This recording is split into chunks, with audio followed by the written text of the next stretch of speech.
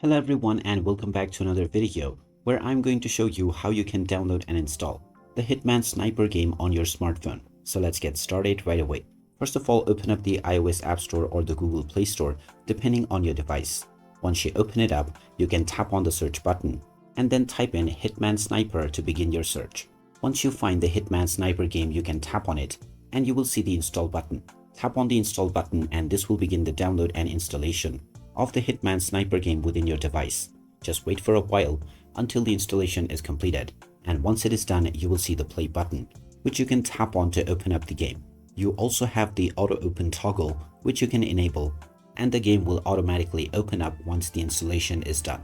And once the game is opened up, you can sign up and create a new account or log into your existing one to start enjoying the game right away. So there you have it. That is how easy it is to download and install the Hitman Sniper game on your smartphone. If you find this video helpful, don't forget to hit that like button and subscribe to our channel for more useful tips and tutorials. Thanks for watching, and I will see you again in the next one.